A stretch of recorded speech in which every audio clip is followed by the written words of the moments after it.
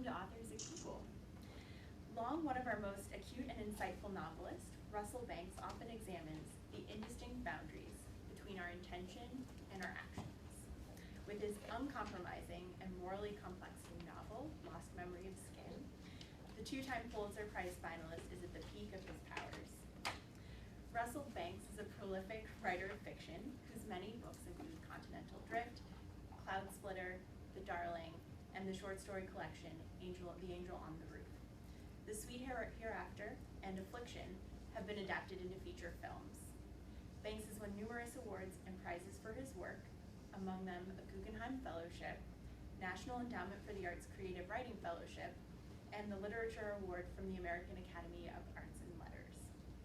He is the founding president of Cities of Refuge North American and the past president of the International Parliament of Writers. Please join me in welcoming Russell Banks today. Thanks, Shannon. It's a pleasure and of interest to me to be here and speak with you guys. It's not what I would call a regular stop on a book tour to pop into Google and talk to employees at Google, but I'm happy to do it. It's a kind of a nice break from the usual routine where I'm sitting in usually a radio studio or a TV studio or at a bookstore doing a program. So this is kind of nice.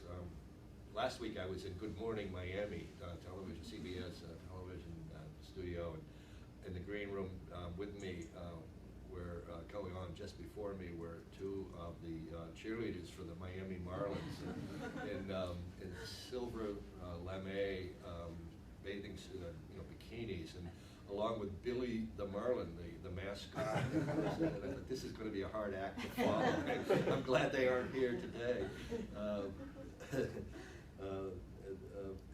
Actually, it was a hard act to follow. The woman whose show it was interviewed them briefly, and then they actually did a routine where they did a cheer and all. And then she said, "And now for something different." Mr. Banks has written a novel about convicted sex offenders living under a causeway, but then she brightened it. She said, "And it's right here in Miami." Sort of the local pride kind of overcame her horror of the subject matter. And then I have my 3 or 5 minutes of interview. Well, she read a teleprompter, and I tried to answer questions in that short space, which is impossible. But that's a more likely venue, I think, for someone like me who's on a book tour for a novel than this. This is a more welcoming one, I think. What I guess that would be most useful to you, and that's really what I wanted to do, is be of use to you, is talk about the book a little bit and read some passages from the book, and then really just turn it back over to you for questions, and run about till what do you say, Shannon? Till about what time? 11:15 or thereabouts, or 11ish, somewhere in there. Okay. The woman whose show, Good Morning Miami, was running Good Morning Miami, was right. It is set in Miami, although it's not called Miami. It's called Calusa, and it also involves the Everglades, and that's not called the Everglades, it's called the Great Pensacola Swamp. I think even though anyone who knows anything about South Florida and Miami recognizes immediately the setting, I didn't want to call it Miami for a number of reasons, or give it its real names for a number of reasons, not just to protect the innocent, but really so that I would be free to have events and incidents and even locales occur in the story that don't occur in reality, that I wouldn't be bound by the geography and the history and the demographics and so forth of the city and of the region, that I would be free to leave things out and put things in and shape it around the needs of storytelling, because it's a novel first and foremost. It's a story. And I wanted the traditions and the conventions and the discipline and rigor that storytelling brings with it to determine what went into the story rather than the place itself, the way an investigative journalist might do it, or a sociologist, or a documentarian, or someone else, a nonfiction writer would use the material. And the material is real too, in a sense, or I should say based in reality as well, the material that is the context for the story. I spend 6 months a year in Miami and the other 6 in upstate New York, the Adirondacks. So you can imagine which 6 months I spend in Miami and which north.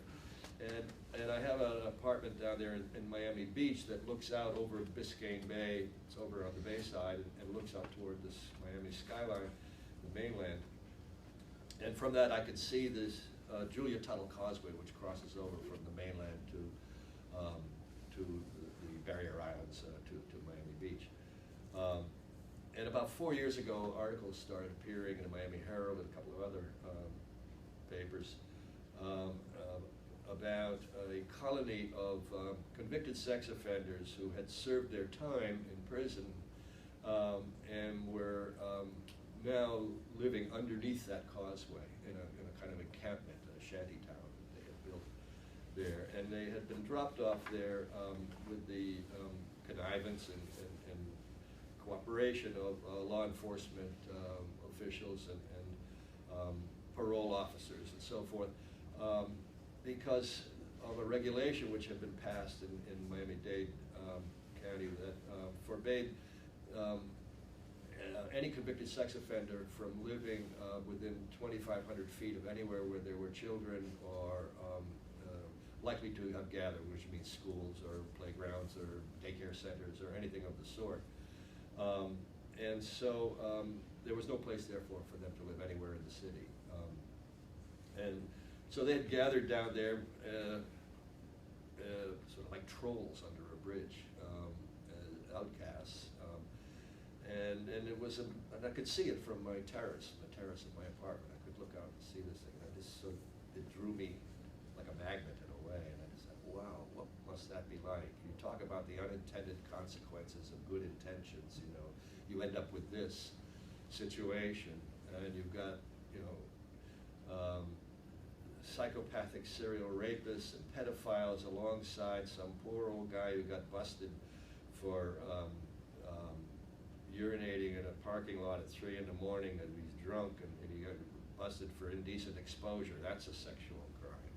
Or you've got some 21-year-old kid who had sex with his high school girlfriend who was under 18, and that's statutory rape, and that's a sexual crime. And they're all just thrown together. I mean, we make these distinctions between first, second, and third degree sex offenses when we prosecute and convict and sentence a sex offender. But after that, they're all lumped together, and they're all on the National Sex Offender Registry online, and you can click right straight to it. They're there permanently. Their face will pop up, and their location, where they live, where they work, et cetera, will pop right up.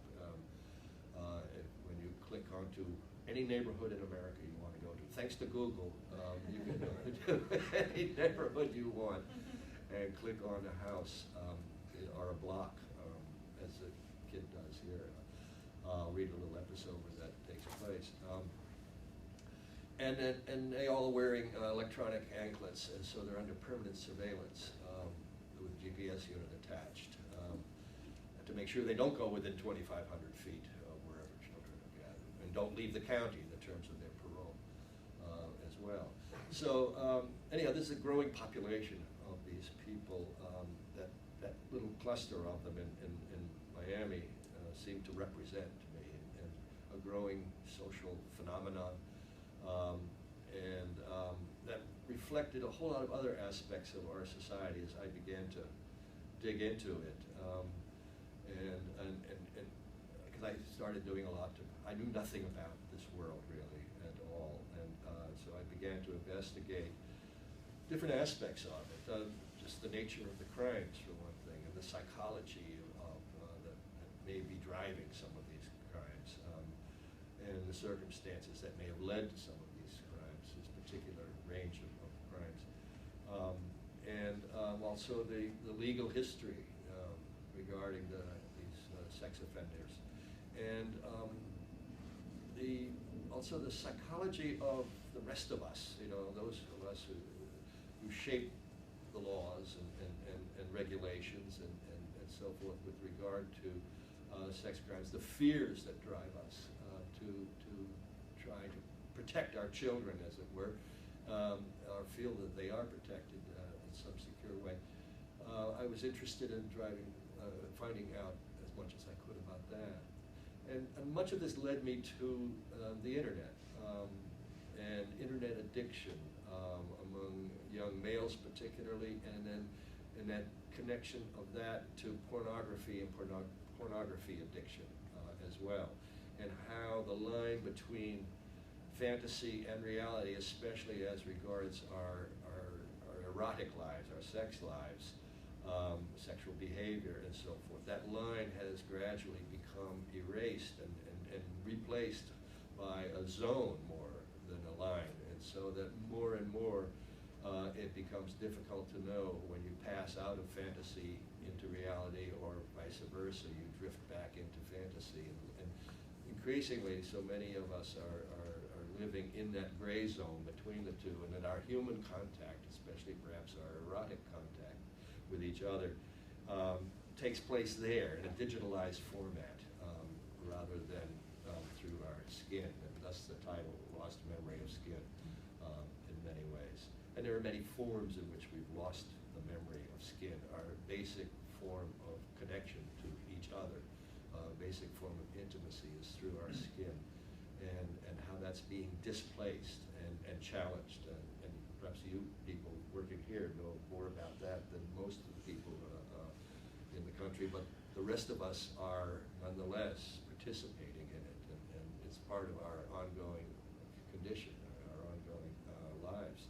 So anyhow, the book kind of arose out of all that, and out of that mass of material that I accumulated without really intending deliberately to write a novel, emerged a character, a kid, and it was called The Kid in the novel. He's never given, you never know his real name, whatever that is. Everybody has a handle anyhow, so, online and elsewhere in this story. And convicted sex offenders tend to use pseudonyms. Their real names they don't want to circulate if they can, because you can go online and get their real name and then find out that they're a convicted sex offender, and you don't have to rent them an apartment or give them a job, and so forth. You can't discriminate on the basis of race or sexual orientation or any other socially identifiable category, but you can discriminate on the basis of persons being a convicted sex offender with regard to housing or employment.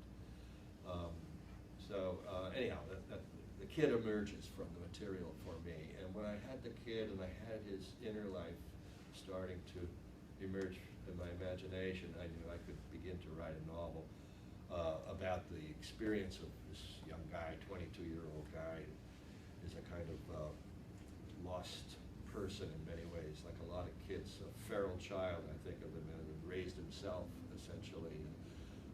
Single parent kid, we used to call latchkey kids. Mother is at work all day and then is home briefly and then is out at night, and whose only friend turns out to be his only connection, only thing he can love, person he can love, is an iguana, which he raises to a monstrous 4-foot-long iguana. I don't know if anybody here has ever spent any time with iguanas, but you have. Well, in my classroom when I was in like 7th grade school, we had an iguana. We all had to take turns taking care of it. Really? That was a long time ago. So Yes. it was Well, an they're actually quite experience. unthreatening beasts, and passive and sweet, and they actually are fairly intelligent. They do engage human beings pretty easily, and they're vegetarians too. I mean, but they look monstrous, Yeah. and they strike fear into the hearts of people when they see them. Anyhow, the iguana, thus the iguana on the cover. It's the kid's pet. Iggy is his name, named after the singer Iggy Pop, naturally. Who I found out later is named Iggy Pop because his first band was the Iguanas. So it came full circle. back to a real iguana. So anyhow, let me read to you a little bit, so give you some sense of the novel, and then deal with any questions that you want to ask. I'm just going to start right at the front for a little bit, and then jump. The thing about a novel and reading from a novel and trying to give you some sense of a novel is that if it's a good novel, and one always hopes it is, the pieces of it have been integrated and meshed, one hopes, in such a way that it's very hard to excerpt. I mean, I also write short stories, and I love reading short stories aloud because there's a beginning, middle, and end, and I can say, good, that's it, it's done now. And you either get it or you don't get it, you like it or you don't like it, but you got the whole thing. Can't do that with a novel. And I don't like to spend a lot of time explaining, and I'm sure you don't like to hear a whole lot of digressive explaining about various characters who show up and so on. So I'm going to just read the first few pages and then jump to a section that gives you an idea of the world that the kid is living in down there, and then I'll jump to a passage toward the end which gives you some overview really of the kids' community, as it were. But this is how it begins. It isn't like the kid is locally famous for doing a good or a bad thing. And even if people knew his real name, it wouldn't change how they treat him unless they looked it up online, which is not something he wants to encourage. He himself, like most of the men living under the causeway, is legally prohibited from going online. But nonetheless, one afternoon, biking back from work at the Mirador, he strolls into the branch library down on Regis Road like he has every legal right to be there. The kid isn't sure how to get this done. He's never been inside a library before. The librarian is a fizzy lady, ginger-colored hair glowing around her head like a bug light, pink lipstick, freckles, wearing a floral print blouse and khaki slacks. She's a few inches taller than the kid, a small person above the waist but wide in the hips like she'd be hard to tip over. The sign on the counter in front of her says, "Reference Librarian, Gloria something." The kid is too nervous to register her last name. She smiles without showing her teeth and asks if she can help him. "Yeah, I guess so. I don't know, actually. What are you looking for?" "You're like the reference lady, right?" "Right. Do you need to look up something in particular?" The air conditioning is cranked and the place feels about 10 degrees cooler now than it did when the kid came through the door, and he suddenly realizes he's shivering and thinks at first that it's the air conditioning, but the kid's not cold, he's scared. He's pretty sure he shouldn't be inside a public library, even though he can't remember there being any rules specifically against entering one as long as he's not loitering, and it's not a school library, and there's no playground or school nearby. At least none that he's aware of. You can never be sure, though. Playgrounds and schools are pretty much lurking everywhere. And children and teenagers probably come in here all the time this late in the day to pretend they're doing homework or just to hang out. He looks around the large fluorescent-lit room, scans the long rows of floor-to-ceiling book-lined shelves. It's like a huge supermarket with nothing on the shelves but books. It smells like paper and glue, a little moldy and damp. Except for a geeky-looking black guy with glasses and a huge Adam's apple and big wind-catching ears sitting at a table with half a dozen thick books and no pictures opened in front of him like he's trying to look up his ancestors, there's no other customers in the library. A customer, that's what he is. He's not here to ask this lady for a job or looking to rent an apartment from her, and he's not panhandling her, and he's for sure not going to hit on her. She's way too old, probably 40 or 50 at least, and pretty low on the hotness scale.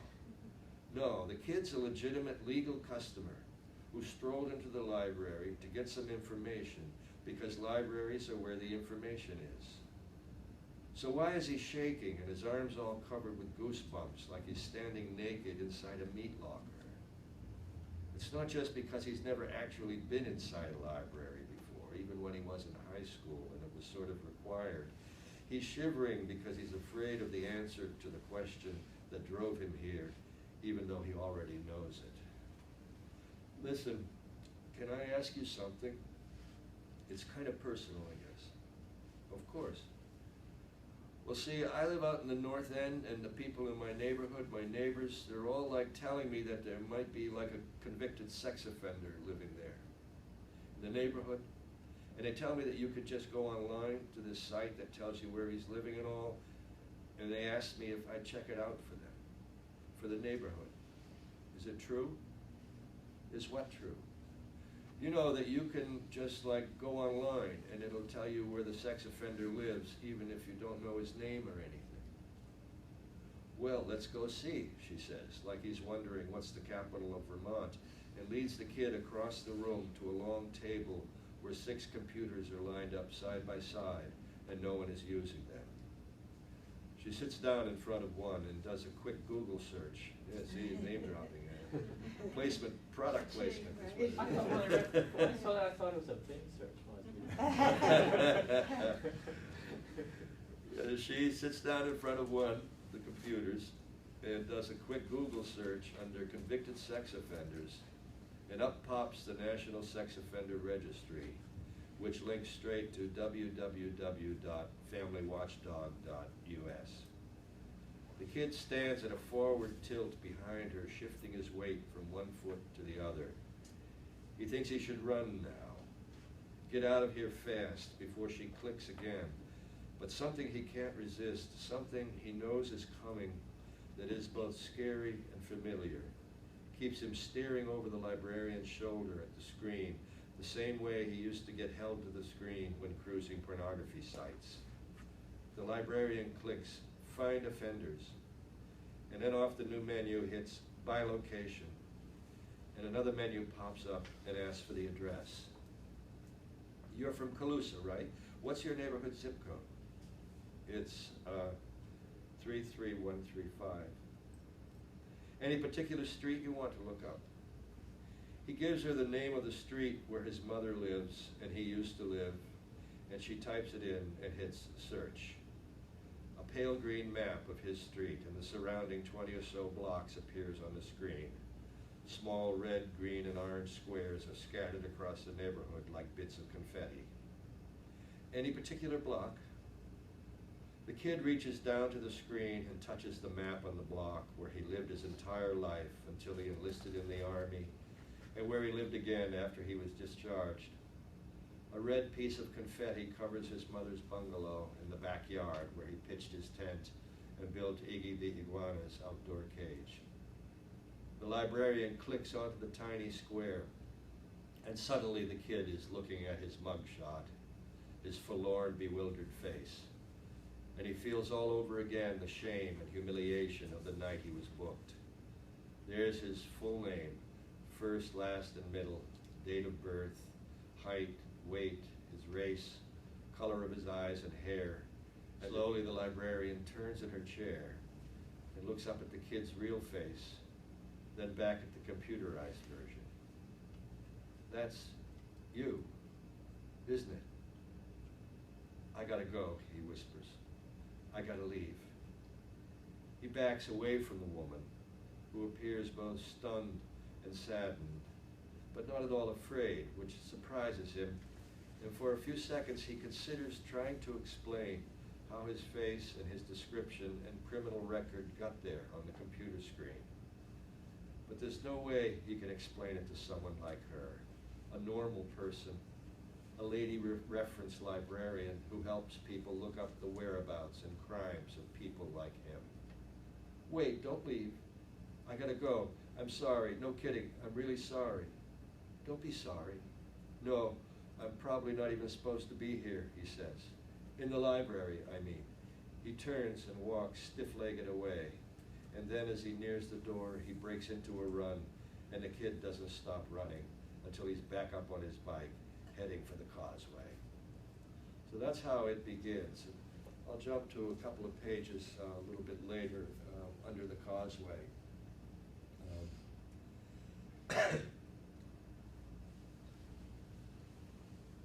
While he waits for the blue butane flame of his camp stove to heat his supper, the kid stands beside his tent in the damp semi-darkness beneath the Claiborne Causeway and contemplates the smooth blue waters of the wide Colusa Bay and the southern outflow of the 1,000-mile-long Atlantic Intracoastal Waterway. Bumper-to-bumper cars, trucks, buses, and intermittent motorcycles rumble overhead, crossing between the mainland and the barrier islands on the eastern side of the bay. It's the end of a long, late summer day. Everyone's headed home. Everyone's home is in one place or the other, the mainland or the islands, there or over there. Definitely not here. Not here on the broad, flat, concrete peninsula that anchors the rusting steel piers that hold up the causeway. He pretends that he is alone down here. He turns away from the polyurethane lean-tos and tents and the salvaged plywood huts nearby, and the men who live in them standing around like bored ghosts, and he gazes out at the bay, thinking not of where he is, but where he would like to be. This is how he has learned to endure being where he is. He peers out at the bay. He tracks charter fishing boats and a few large white yachts and dozens of small private fishing and pleasure boats returning from open waters after a long day's pleasure at sea and in some cases work. He would like to be aboard one of those boats, a pleasure boat or a charter fishing boat or a shrimper. Any one of them would do. That one, or that one, or that 50-foot cabin cruiser shaped like an arrow. The flotilla passes through Kid's Cut from the open sea into Colusa Bay and plows steadily northward, keeping downtown Colusa portside and the Great Barrier Isles off to starboard. Individual boats peel off and make their way to the thousands of marinas, dockyards, piers, and slips scattered along the mainland and the islets and canals that filigree both the mainland side of the bay and the barriers where the fleet finally disintegrates. The kid listens to the rumble and roar overhead of day's end traffic crossing the Claiborne Causeway, and trying to hear his thoughts, he turns and looks south across the lower bay at the clustered skyscrapers of downtown Colusa, 50-story towers of smoked glass and gleaming sheets of aluminum and steel high-rise hotels, Marriotts and Hyatts and Holiday Inns built for business travelers. There are domed convention centers and international banking and insurance company office buildings and whole colonies of condominiums stacked on top of one another like gigantic poker chips. A condo downtown would be fine, he thinks. He doesn't need to live on the barriers. Even a small studio on a low floor without a view would do. He'd furnish it simply for one person alone with a single bed and a table and 2 chairs and a lamp or two and a dresser, maybe a few small pictures, some dishes and pots and pans, sheets and blankets and towels. Keep it simple, keep it neat and clean. He doesn't really require a view, but it would be nice to have one, to stroll to the fridge and take out a frosty Corona and crack it open and flop in his lazy boy recliner and check out the city below. At this time of day, he'd watch the glass and metal towers cast their long shadows over the cluttered port, where cranes and gigantic elevators load and offload rows of room-sized steel shipping containers from wheezing freighters headed to or from China, India, and Brazil. He'd considered the 3 creamy cruise ships lined up like floating amusement parks beside the docks and warehouses, sleepily waiting to be restocked with food and liquor and refilled with fresh island-hopping, limbo-dancing tourists from the north. If the kid were a deckhand, he'd have his own bunk in one of those ships.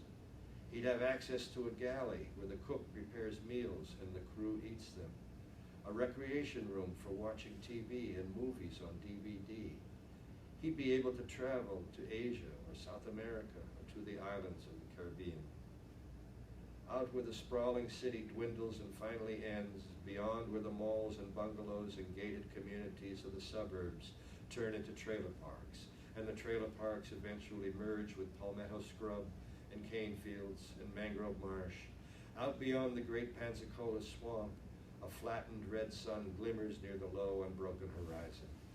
Streaked with tangerine strips of cloud, the western sky turns turquoise, and then orange all over, and finally scarlet.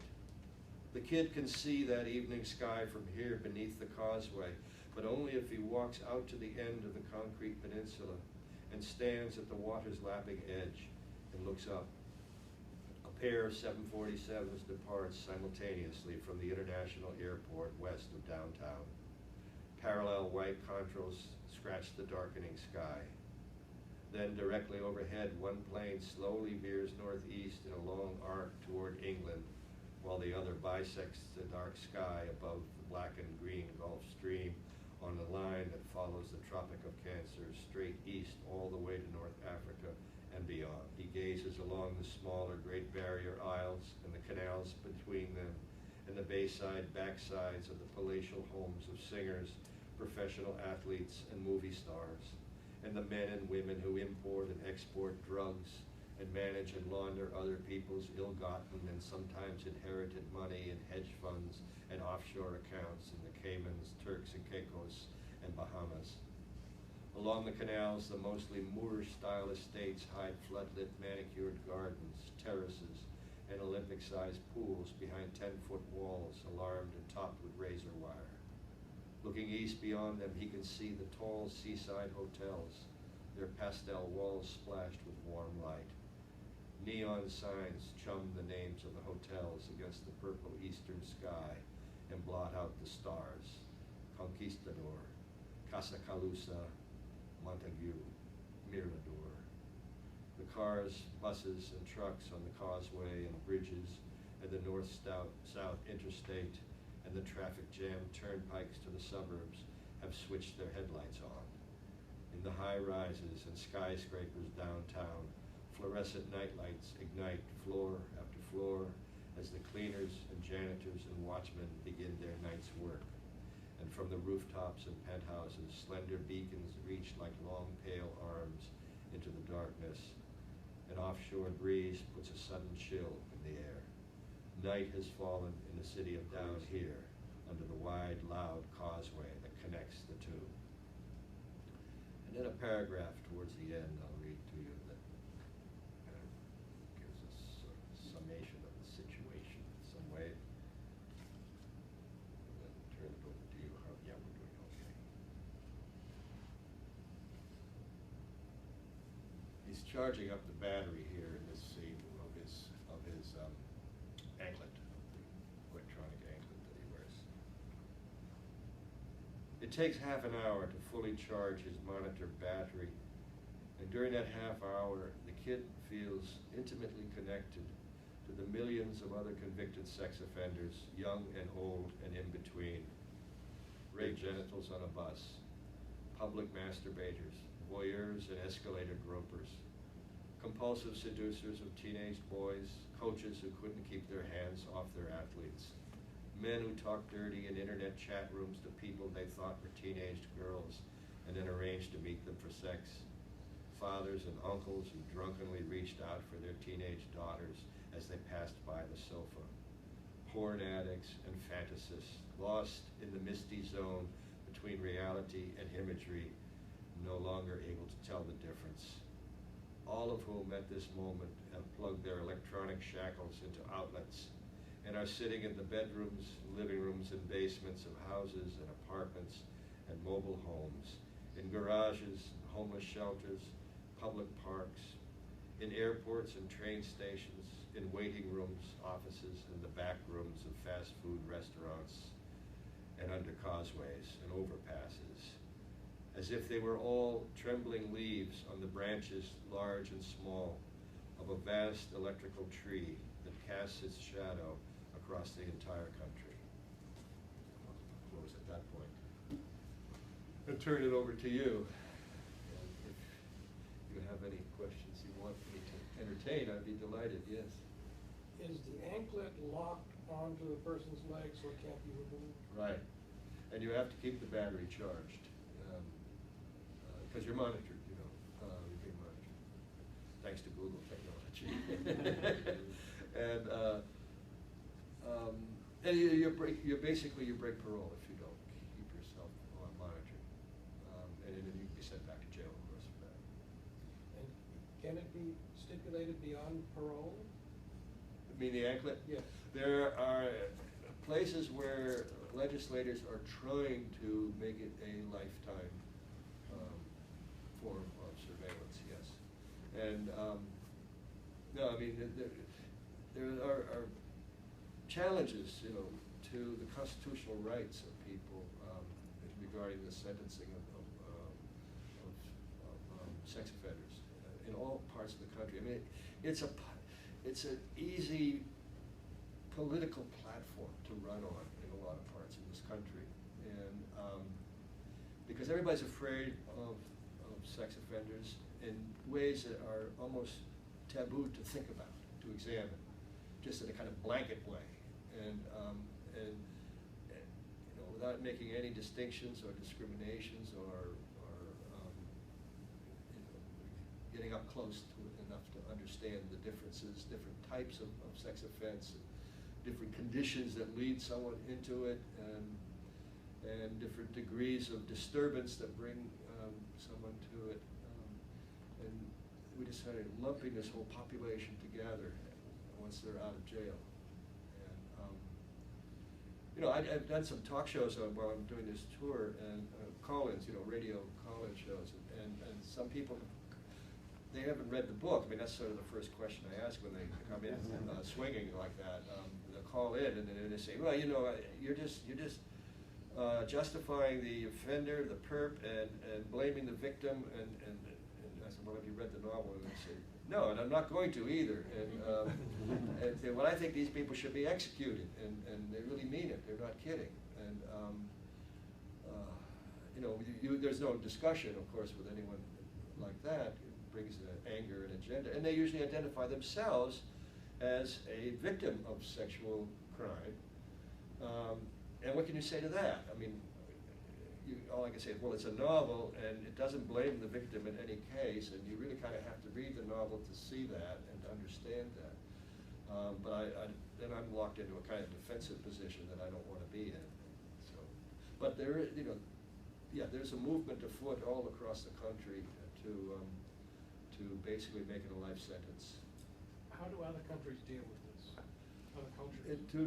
As far as I know, there is nothing like the American panic over sex offending.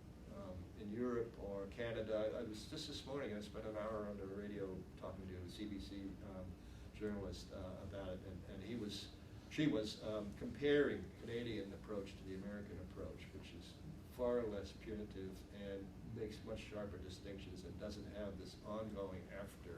I mean, she was so shocked. She said, is it really true? You can go online and you can go to your own block or your own neighborhood and locate any convicted sex offender who may have been convicted 10, 20 years ago?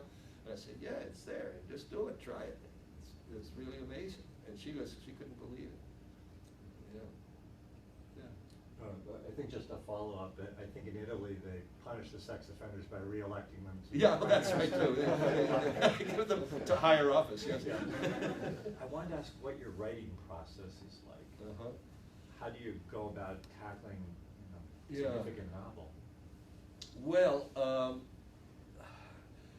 it varies somewhat, of course, from book to book, and in this case, when I was describing how I kind of accumulated a mass of material that without a real intention at the time, at first anyhow, to write a novel about it, I didn't know what I was going to do with it. I was just trying to satisfy my own curiosity and try to understand a phenomenon that I couldn't look away from any longer, and so on. And then the kid emerged, the character. I began to imagine a kid like that, not based on anybody, just imagine that it was easy enough for me to imagine a kid going into that circumstance and getting locked into a kind of a shadowy world on the edge of sex offending because of pornography and addiction to pornography and losing track of his own sex life. I mean, the kid's a virgin. I mean, he's a convicted sex offender who's a virgin. That was the first thing I was thinking. But in terms of the actual process, and then once there, I tend to work with two outlines. One is a kind of an arc of the whole story, and that is very rough and very approximate. It's sort of as if I'm saying, okay, I want to climb that mountain, and I know it's east of here. That's about all I know, you know. Between here and there, I've got to go up and down through the valleys and through the forests and foothills and so on to get there, but I'm not sure where the trail is going to lead, you know, to get there. I can see in the distance the peak at least. And that large outline kind of governs that direction. It's like a compass, really. And then I tend to make a short outline that only covers the next 10, 15 pages. Next scene sequence is the way I think of them. I tend to write in scenes, that visual, episodes that you can visualize.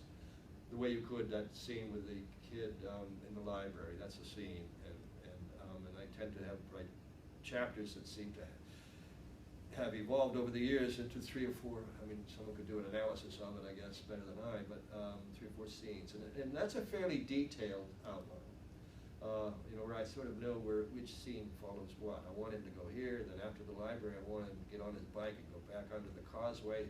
That's when we meet Iggy the iguana and 1 or 2 of the other guys living under the causeway. And so I, you know, take it to that, and then that scene where the night is falling, so that'll give us the physical surround of the place, the city that surrounds it, and the bay, and all the rest of it, the sort of socioeconomic part of it too. So I could lay that out and then work with that, and then be open at the same time to developments that might come in, you know, along the way. I mean, I might discover a character, as indeed I did when I wrote, when he goes back to under the causeway from the library. This character shows up, who's a shyster, really scary. They called the shyster. He's because he had been a lawyer and a state legislator who was arrested for pedophilia and soliciting sex with from little girls in a sting operation. And but I just brought him in because I thought, well, you know, I've got this kid who, yeah, he broke the law, but we already kind of sense it wasn't a big deal. I mean, you know, he's not a pedophile, he's not a rapist, there's something else he did wrong, but we don't know what it is, not a big deal. But there are guys down there who are serious criminals, who are psychopaths or sociopathic. And so I needed one, so I brought him in. Well, suddenly he's there, and I think, wow, this guy is really scary. Now he's there, I don't want to let go of him. I'm going to keep him as a kind of a, you know, a weight on things, and develop the story in ways that make him a part of it too, because I've got to have someone in there who's really evil, and so he plays that role. So it goes like that, and then, you know, then I have him affecting the rest of it. You're welcome. 1 or 2 more? Any other questions? Yes? Did you meet anybody in the causeway? Yes, I went over. I could walk over from my place. It wasn't that far, about a mile long, lead up to the causeway that goes across. And yeah, and I walked over and spent a little time there. Not a lot. I wasn't doing an investigative journalistic kind of approach to it. I was going as a novelist, and what I wanted were the physical details of it. I wanted to know what does it smell like, and what is the sound of the rumbling, 24-hour rumbling cars overhead, and what's it like to be under there, you know, metal and concrete, and then you know, right there on the edge of the water with the bay, the tide going up and down, and you know, and trash coming up out of the bay, and rack and flotsam and jetsam, you know, this kind of theory there, garbage and whatnot, people throwing stuff off the causeway as they drive by, old beer cans bouncing down, stuff like that. I mean, I wanted to see the physical details. And I talked to some of these guys who were not averse to talking about their situation or condition. Of course, many of them would special plead their own story and you know, tell how innocent they are and everything like that, and what raw deal they got. And this, that, you know, I mean, I've worked in prison before, I know how that goes, and nobody's guilty in a prison, and they start talking to people. But they weren't threatened by my being there at all, and they all felt as though they were being treated very badly. I mean, one guy just kept repeating, you know, like, don't forget, we're not animals. We're not animals. That was, you know, a cry, and I think that he was speaking for a lot of them.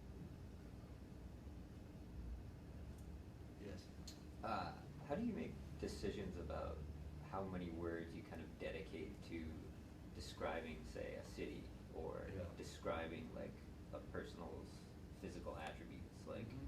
and how do you decide how much per chapter, per book you want to like dedicate to Yeah. those types of descriptions? That's an interesting question. I can't say I can quantify it ahead of time in any way. But I do know I use enough words. I like phrasing it that way, but your question is interesting. Enough words so that I can visualize or hear what's being said. Because you're just talking about exposition, right? Just the descriptive So that language there. excerpt was a lot about the city. Yeah, right. It's about the world that surrounds him, and I wanted to see it Mhm. as a writer, to visualize it, and so I use enough so that I could see it. I mean, I'm already familiar with it. I see it every night, there when the sun goes down, but I wanted to really almost like mentally photograph it for myself, or film it, as it were. And I mean, Joseph Conrad, the great novelist, wrote, above all else, I want my reader to see.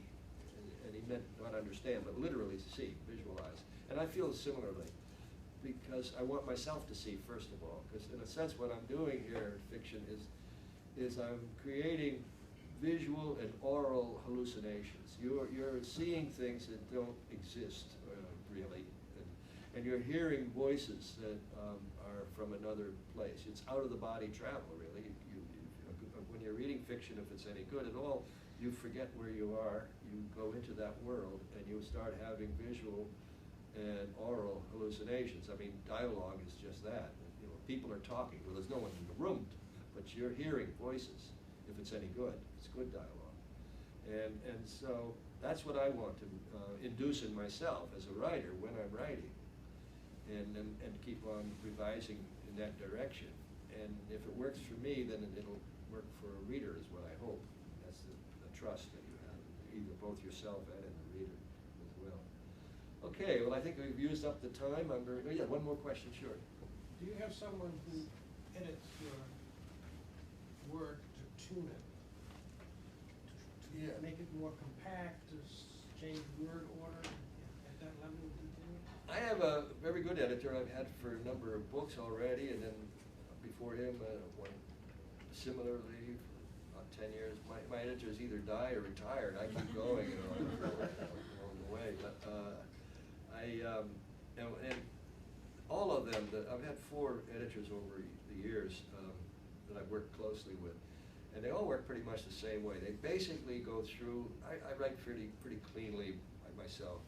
They go through the whole manuscript at the end. We sit down at a table, and they'll have a mark here and a mark there, and then turn the page. And sometimes it'll be a whole sentence. What did you mean here? This seems kind of vague.